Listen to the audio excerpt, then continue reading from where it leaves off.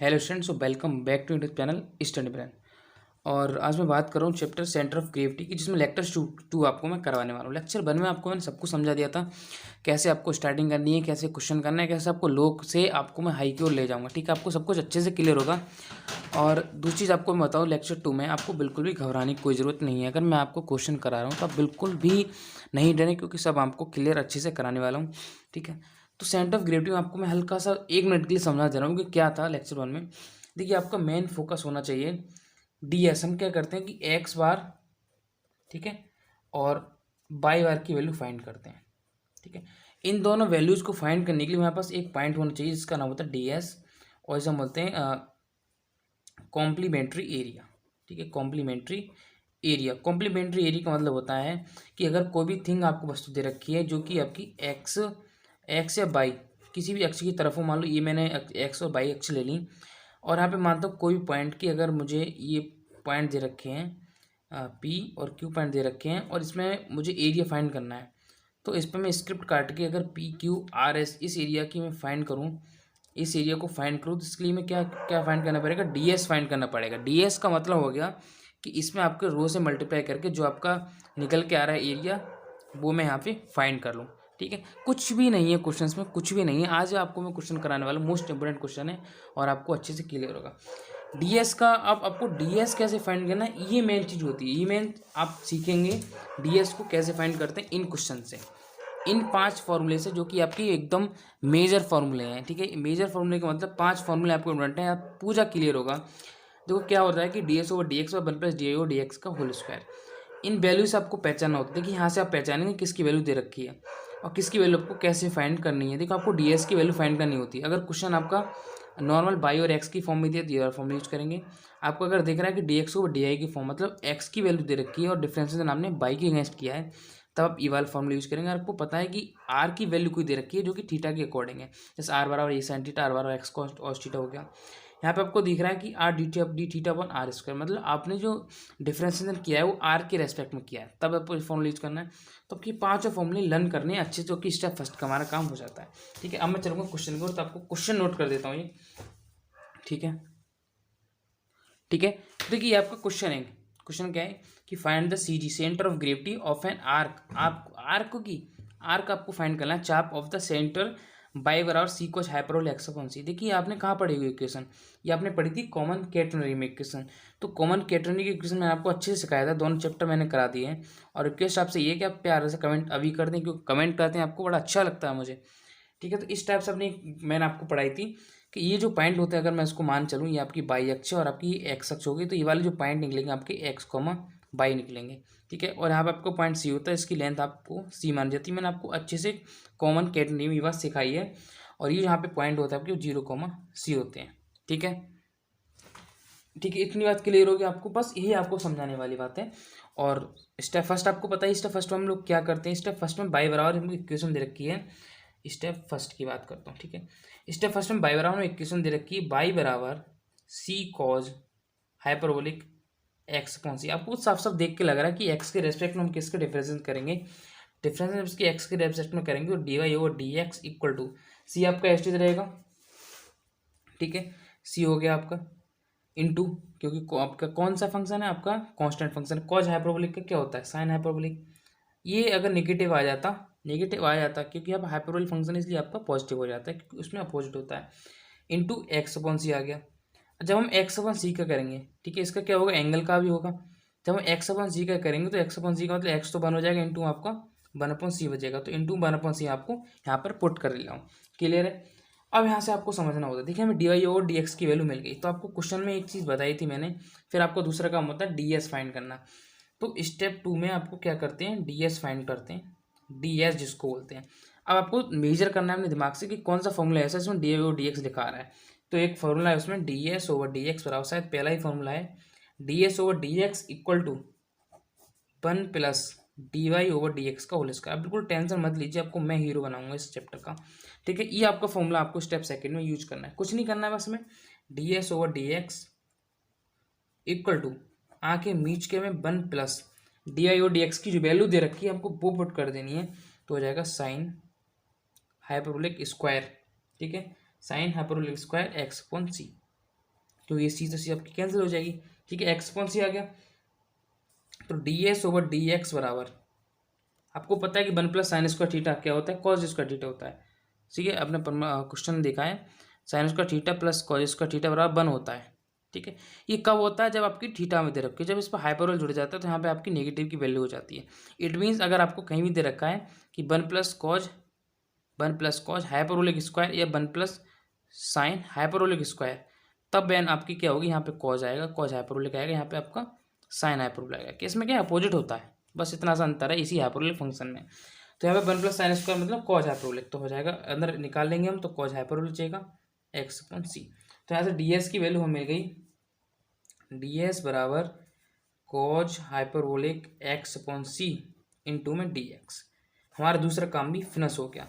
तीसरा काम मैंने आपको बताया था लेक्चर 1 में, हमारा तीसरा काम क्या होता है, इसको बोलते हैं स्टेप थर्ड। बड़े प्यार से मैंने लेक्चर 1 में बहुत अच्छी चीज़ आपको बताई थी। इसका हमारा मेन फंक्शन होता है एक्स बार की वैल्यू फाइंड करना। अब एक्स बार की वैल्यू कैसे हम फाइंड करना है, मेन चीज़ हमारी होती है कि हम लिमिट कहाँ से हैं। तो एक्स बार का फॉर्मूला मैंने आपको बताया था 0 to x। अब आप कहेंगे कि 0 to x हमने इसमें कैसे फिल कर दिया, कॉमन कैटेगरी है आपको। अब इसमें एक भी चाप की वैल्यू पूछी, अगर मैं इस चाप की बात करूँ, ठीक है, इस चाप की वैल्यू मैं आपकी बात करूँ तो इस पॉइंट से लेके सी पॉइंट से लेके मतलब 0, C से लेके इस पॉइंट से लेके 0, C से और x तक की बात हो रही है। ठीक है, तो लिमिट हमारी क्या होगी, 0 to x हो गई। अब आपको पहचाना होता है कि क्या दे रखा है, कोऑर्डिनेट दे रखा है, कॉमन कैटेगरी आपको दे रखी है 0 to x और x into D S upon 0 to x d S. ये से आप एक्स बार फाइंड करते हैं, सेम आपको बाई बार फाइंड करना होता है। ओके, कुछ नहीं करना है हमको, बस x और डी एस इनकी वैल्यू इसमें पुट कर देनी है। तो x bar equal to 0 to x की वैल्यू हमारे पास नहीं है, सेम एज छोड़ देंगे हम।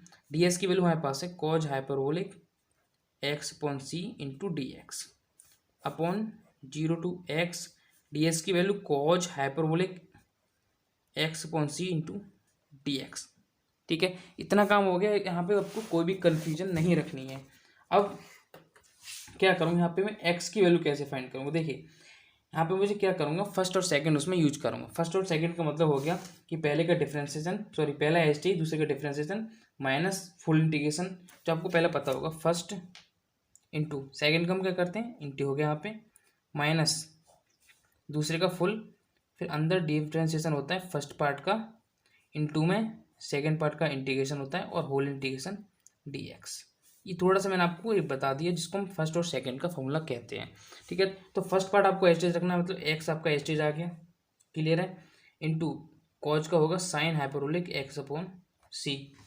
ठीक है, इंटू में आपका एक्स अपॉन सी का सी हो गया, और वैल्यू हमारी कहाँ तक है, 0 to x तक।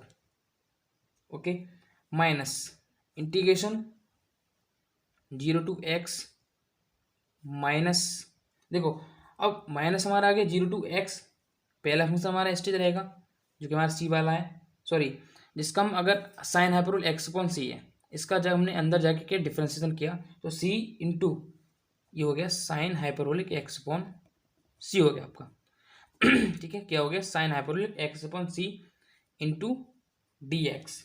ओके, अपॉन में अपॉन सी साइन, जो नीचे वाला फंक्शन चला था हमारा वो भी क्या हो जाएगा, c sine hyperbolic x upon सी, और इसकी वैल्यू क्या है आपकी, लिमिट 0 to x। ठीक है, कोई कन्फ्यूजन नहीं है आपको, यहाँ तक क्वेश्चन समझ में आ गया होगा।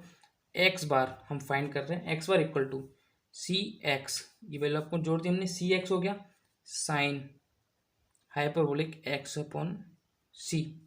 ठीक है, माइनस सी स्क्वायर अंदर अंदर हमने क्या कर दी, देखो हमने इसका जब इंटीग्रेशन किया तो एक तो सी हमारी ये है, जब एक इसका सी का जो इंटीग्रेशन करेंगे तो सी स्क्वायर, ठीक है, अंदर मल्टीप्लाई हो जाएगी, अंदर हमारा कॉज हाइपरबोलिक, जो हमने सी था हमने अंदर बाहर ही ले लिया, कॉज हाइपरबोलिक एक्स अपॉन सी, और वैल्यू आपको पता है क्या, 0 to x, लिमिट हमारी यहाँ पे हो गई, अपॉन नीचे वाले फंक्शन हमारा चल रहा था वही सेम आपको सी साइन हाइपरबोलिक एक्स अपॉन सी रखना है। ठीक है, क्योंकि हमने एक्स की लिमिट फिल कर दी, देखो एक्स की वैल्यू यहाँ पे आपको एक्स ही आनी, तो लिमिट हमारी सेम रहेगी, तो और 0 रखेंगे तो 0 आपका हो ही जाएगा, तो इस समय कोई मतलब नहीं रखना है, हमारा क्लियर हो गया। तो एक्स बार बराबर c x sine hyperbolic x upon c, एक फंक्शन इसका नीचे आ जाएगा, मतलब इसके नीचे एक बार आ गया c sine hyperbolic x upon c minus c square cos hyperbolic x upon c 0 to x upon इसके नीचे आपका आ जाएगा c sine hyperbolic x upon c. एक चीज़ आपका इस चीज़ कैंसिल हो गया और यहाँ पर आपका पूरा फंक्शन ही सी में चेंज हो गया, ठीक है, कैंसिल हो गया। तो एक्स बार आपका कितना आया, एक्स बार बराबर एक्स माइनस कितना बचा, सी बचा यहाँ पे, सी कॉज हाइपरबोलिक एक्स अपॉन सी, और इस जो सी बचा हमारे इधर वाला इसको हम इधर ले जाऊंगा, माइनस सी कर लूँगा, और नीचे आपको बचा सी साइन, ठीक, एक आपको सी बचा यहाँ पे सी साइन हाइपरबोलिक एक्स अपॉन सी। अब देखो एक चीज़ आपने क्या है कॉमन कैटरनी में आपको सीखी थी, कॉमन कैटरनी मैंने आपको सिखाया था कि बाई बार क्या होता है सी कॉज हाइपरबोलिक एक्स अपॉन सी, किसकी वैल्यू होती है, बाई की वैल्यू होती है। तो एक्स बार बराबर एक्स माइनस बाई माइनस सी की वैल्यू किसकी होती है, बाई की होती है, सी cos hyperbolic x upon c, क्योंकि मैंने आपको कॉमन कैटरनी में पढ़ाई है, क्वेश्चन होती है। और नीचे आपके हो जाएगा एस हो जाएगा, तो सी sine hyperbolic x upon c जो होता है साइन में जो होता है वो हमें एस की वैल्यू होती है। तुम्हारे यहाँ क्या मिल गया, एक्स बार यहाँ से हमें मिल गया। दूसरा काम होता है हमारा बाई बार फाइंड करना। अगर हमें दोनों वैल्यू इक्वल होती, ठीक है, तो हमें बाई बार की कोई आवश्यकता नहीं थी। तो बाई बार हमारा क्या होता है, सेम होता है, इसको भी आपको लिमिट आपकी सेम रहेगी 0 to x, क्लियर है, 0 to x by D S upon 0 to x ds, ठीक है। इसको भी हम क्या जल्दी से फाइंड कर लेते हैं। देखिए हमको क्या बाई बार फाइंड करना है, देखिए प्यार से समझिए कि क्वेश्चन थोड़ा मानता हूँ थोड़ा हल्का वो क्वेश्चन है, अगर आप ध्यान से समझेंगे तो आपको क्लियर हो जाएगा। ठीक है, बाई बराबर आपको 0 to x c cos hyperbolic x upon c into cos hyperbolic x upon c into d x, और 0 to x cos hyperbolic x upon c into d x. ये कैसे आया, देखो ये तो हमारी किसकी बाई की वैल्यू थी जो हमको क्वेश्चन दे रखी है, ये जो हमने डी एस की वैल्यू फाइंड की है, क्योंकि क्वेश्चन को according by D S upon D S ये हमारा फॉर्मूला होता है। ओके, तो मेन फंक्शन हमारा डी एस फाइंड करना होता है। तो बाई बराबर हमने क्या किया कि सी हमने इसको बाहर ले लिया और 2 से क्या मल्टीप्लाई कर दी, क्यों कर दी आपको समझाऊंगा। इसे 2 से ऊपर नीचे गुणा भाग कर दी, कोई अंतर नहीं कि 2 कर दूंगा 1 बचेगा, इसलिए मैं क्या कर दी 2 और 2 से मल्टीप्लाई और इसकी डिवाइड कर दी, दोनों आप में मल्टीप्लाई हो जाएंगे क्योंकि कॉज हाइपरबोलिक, तो cos hyperbolic x upon c to d x आ गया, और नीचे आपका c sine hyperbolic x upon c, मतलब आपको 0 to x अगर इसके हम क्या करेंगे इंटीग्रेशन करेंगे तो आपको साइन हाइपरबोलिक सी। अब आपको कन्फ्यूजन क्या होगा कि हमारा एक्स अपॉन सी कैसे आया था, ठीक है। अब देखो मैं आपको बताऊं कि आपको 1/c दे रखा है, क्लियर है, तो आपको सी इनवर्स हो जाएगा। सी इनवर्स का जब आप इंटीग्रेशन करेंगे तो सी इसमें क्या होता है, एक पॉजिटिव लेके चलते हैं, -+1 सी 1 हो गया, ठीक है, नीचे आपका -1 +1 रुकेगा, 0 0 आपका 0 हो गया। लेकिन जब इंटीग्रेशन हम इस चीज़ का कर रहे हैं सी इनवर्स, ठीक है, तो वहाँ पे क्या है 0 वो वैल्यू आपकी 0 है, यहाँ पर सी sine hyperbolic x upon c हो गया 1/x/c में, बाई बराबर 1/2 सी एक्स। हमने क्या किया कि आपने फॉर्मूला पढ़ा था कौन सा, देखिए जब हमने इसका डिफरेंशिएशन किया, सॉरी इंटीग्रेशन किया, तो dx के अनुसार किया तो x आ गया plus c/2 sine hyperbolic 2x upon c. Okay, अब यहाँ पे कन्फ्यूजन में कि 1 plus cos hyperbolic 2x upon c कैसे आया, तो अपना फॉर्मूला पढ़ा था कॉज स्क्वायर कॉज 2 थीटा का, कॉज 2 थीटा बराबर 2 कॉज स्क्वायर थीटा -1। तो यहाँ से हम कॉज स्क्वायर थीटा की वैल्यू हम फाइंड करेंगे तो आपका क्या होगा 1 प्लस पॉजिटिव में आ जाएगा 2 का दुगना हो जाएगा, मतलब कॉज स्क्वायर थीटा की वैल्यू इतनी हमारी आ जाएगी। तो यहाँ पे आपका 2 कैंसिल हो जाएगा वहाँ पे, तो 1/2 सी एक्स प्लस c/2, ठीक है, हमने क्या किया नॉर्मली इसका डिफरेंशिएट कर दिया sign hyperbolic 2x upon c into 2x। अब 2x अपॉन सी, ठीक है, तो हमारा क्या हो गया यहाँ पे c/2 आ गया, ठीक है, कॉज क्या किया sine hyperbolic 2x upon c 0 to x। और आपको पता है कि c sine hyperbolic x upon c जो कि मैंने आपको किस में कॉमन कैटेगरी में आराम से पढ़ाया है, कॉमन कैटेगरी आपकी क्या होती है c sine hyperbolic x upon c s की वैल्यू होती है आपकी। तो बाई बार बराबर 1/2 अंदर मल्टीप्लाई करेंगे सी एक्स प्लस सी इंटू अपन 2, और हमने क्या किया साइन 2x का समझ के हमने इसको फॉर्मूला ओपन कर दिया, ठीक है। तो क्या किया तो 2 sine hyperbolic x upon c into cos hyperbolic x upon c, clear, इतनी बात आपको समझ आएगी। कैसे साइन 2x का यहाँ पे हमने फॉर्मूला ओपन कर दिया, अपॉन एस चल रहा है, एक सी इसके साथ में ले लेंगे एक सी इसके साथ में ले लेंगे, और 2 से 2 यहाँ पे आपका कैंसिल हो जाएगा। तो बाई बार बराबर 1/2 सी एक्स, ये वाला आपका सी एक्स हो गया, प्लस ये इसकी एस की वैल्यू एक सी लगा के, और आपकी एक बाई की वैल्यू जो कि आपकी कॉज हाइपरबोलिक दे रखी है, अपॉन कैश, तो यहाँ से आपका बाई बार निकल के आ गया। तो एक्स बार और बाई बार, देखिए ये क्वेश्चन थोड़ा क्या था मान के चलूँगा तो हार्ड पोजीशन पर था, आपको थोड़ा समझ में नहीं आएगा, लेकिन आप 2 बार इसको करेंगे, प्रैक्टिस करेंगे, इसकी वैल्यू आराम से निकालेंगे, तो आपको क्लियर होगा कि क्वेश्चन कितना आसान था। और आगे जो मैं क्वेश्चन कराऊंगा बहुत ही आसान वो भी कराऊंगा, तो आप बिल्कुल भी टेंशन उस चीज़ की मत लीजिए। ठीक है, तब तक आपको रिक्वेस्ट है कि चैनल को प्लीज़ क्या कर दें, सब्सक्राइब करते हैं, क्योंकि जो भी आपकी स्टूडेंट्स हैं आपको वीडियो पहुंचा दें। नेक्स्ट वीडियो में जो आपको लाऊंगा वो आपको प्लेन एरिया और एरिया से संबंधित क्वेश्चन होंगे, और ये क्वेश्चन को आपको मैं मानता हूँ समझ आ गया होगा कंप्लीट।